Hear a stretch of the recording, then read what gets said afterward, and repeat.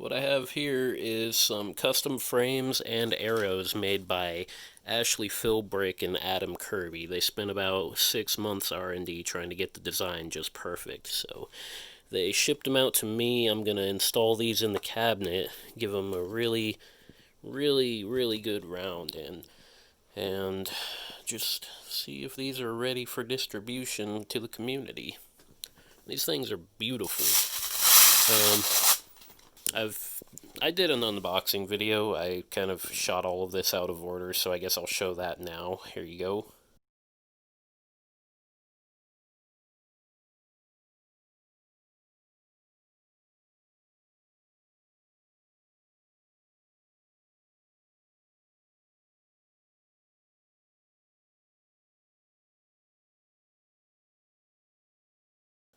Assembly seems to be pretty straightforward.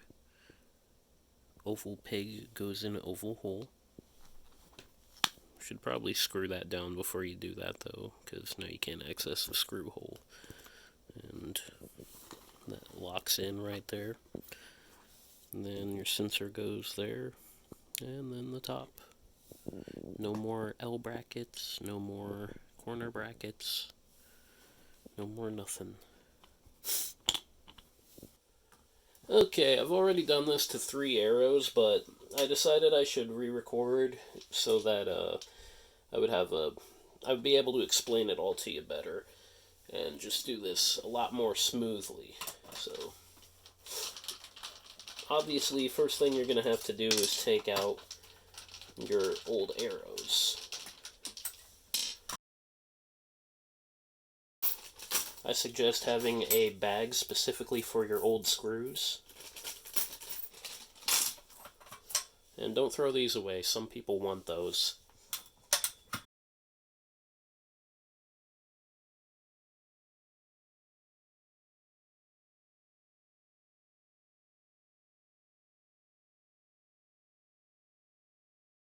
If I remember correctly, she said these ones are going to be rusted and locked in place. Oh yeah, you never want to just jam it in there because there's probably a lot of dust, but I can see the dust has been sucked out off of the screw head. And let's see which ones come out.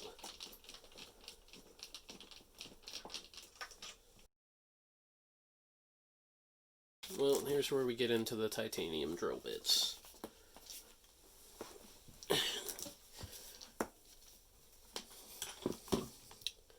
Suppose I should get these out of the sensor holders. Try to keep them on the same side that you pulled them out of. That way in the service menu you don't lose your positioning for which sensor was where.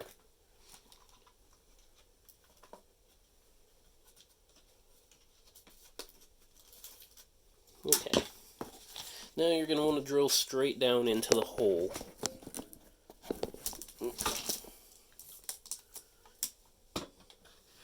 And check your progress. Make sure that you're not going all the way through into your pad frame.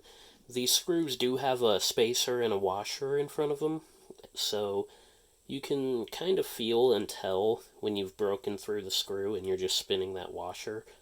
But if there isn't one, then you're just going to go straight into the pad, and that's not good, so be careful.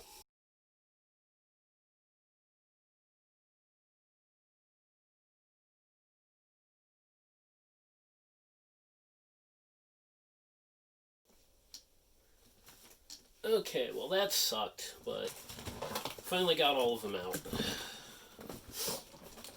Okay, so you got a lot of metal shavings and shit. You're going to want to use your shop vac as soon as possible to get them out before you start pulling the frame out. Okay, now we lift the frame out. Good God, that looks terrible. Ew. That's arcade life. Just set that on the easy to sweep up kitchen floor. And now we go back to the shop vac.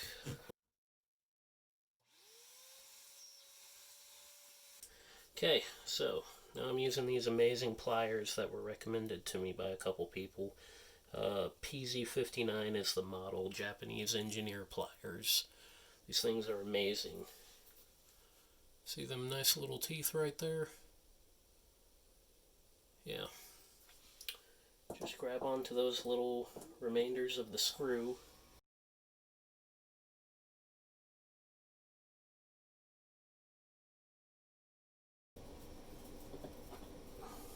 And there we go.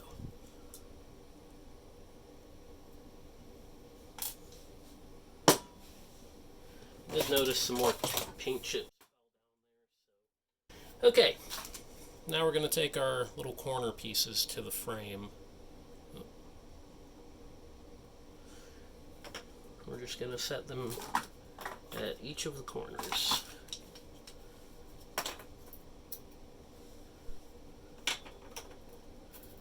On my first attempts with doing this, I screwed them in with them as far out to the edge as possible. Found out that's actually unnecessary.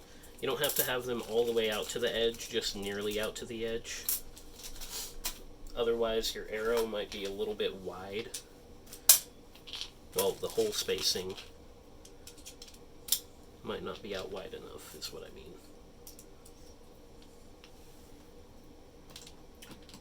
Also, one small design that I think they might want to change in the future is possibly adding a washer to this and giving it a wider surface area to screw down to.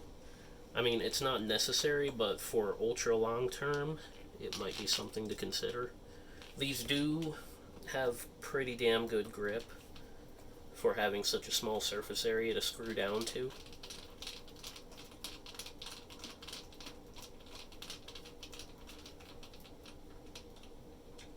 And make sure that you don't over tighten it. Just tighten it barely enough so that this doesn't wiggle back and forth.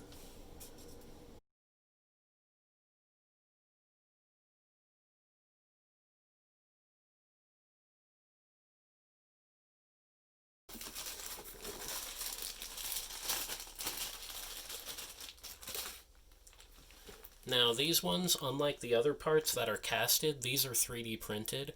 It's a lower density material that's going to compress over time. It's similar to what you would have in the corners of your dance pad under the arrow, the little rubber pieces. And those are going to sit right on top of those.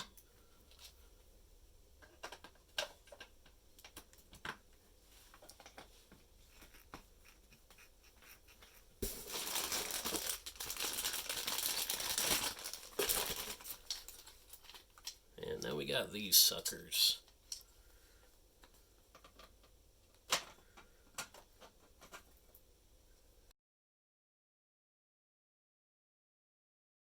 Your sensors basically just drop in right now at this point, but with the thickness that these corner pieces are, on my dance pad specifically, we're going to have to apply some Gorilla Tape.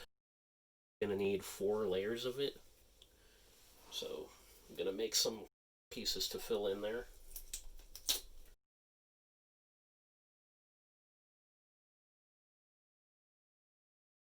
For my dance pads, the sensors have gotten so worn down and thinned out that I have to add 4 layers of Gorilla Tape to them.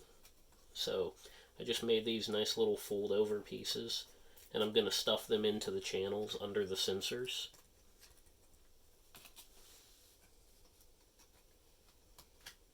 Over time your sensors will compress too, and you're going to have to eventually apply Gorilla Tape, just to very gently raise up the thickness of them, or the height.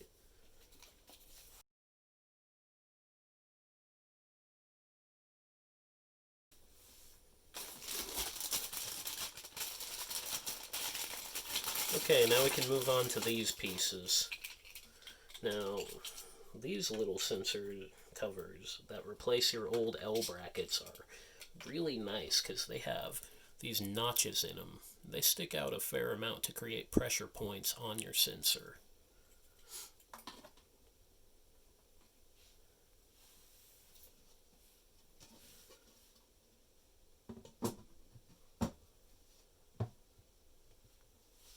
Now we have a nice new bracketless arrow.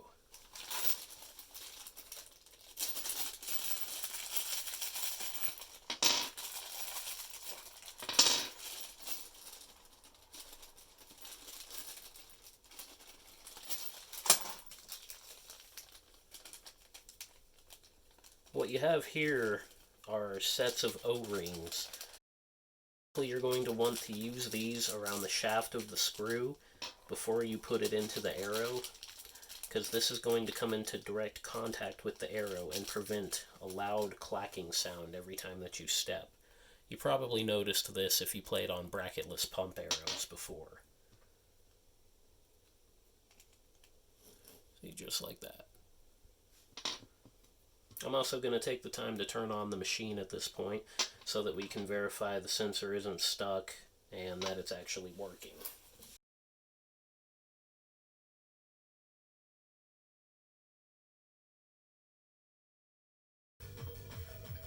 Cool. Not much on the outside. Trash sensor.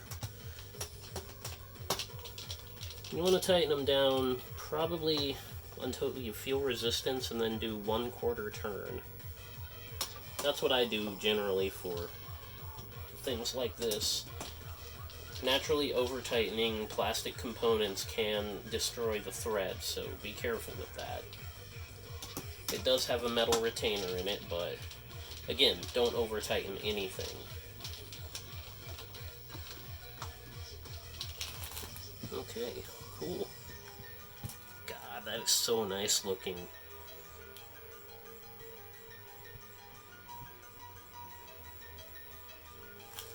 I definitely need to do something about that outside sensor, but we don't really play doubles, so it should be just fine for now.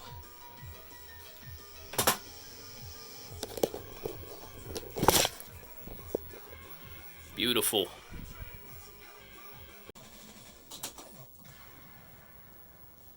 Damn, these are pretty.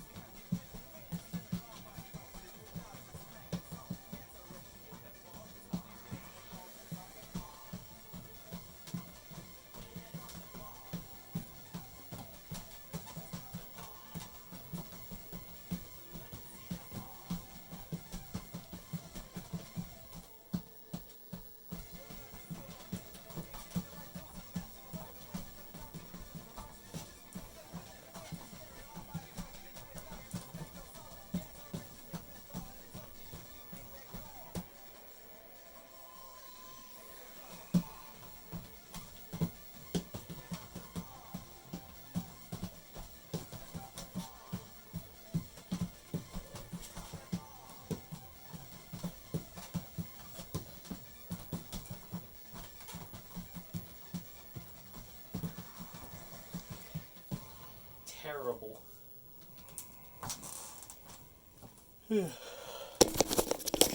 But I blame Corona. Not bad. I gotta say, these are fucking phenomenal. Why Konami hasn't made this advancement, I have no clue what the fuck they're doing. But they need to get their shit together and get on the move, get on the train with this shit. This is so nice. Good God. Da-da-da-da-da-da. Oh, there we go. Foot speed players. That's all they do. Fight me. Yeah, Ashley Philbrick and Adam Kirby are the ones to thank for this project. They are the ones who've spent the last 6 months working on the arrow design and the frames and everything. And it's fucking perfect. I mean, there's a few small changes that I suggested for them to fix, like these things are razor sharp and Miro doesn't do that, and a few other small suggestions, but when these come out for release, probably in the next week or two, I'm sure everything will be hammered out.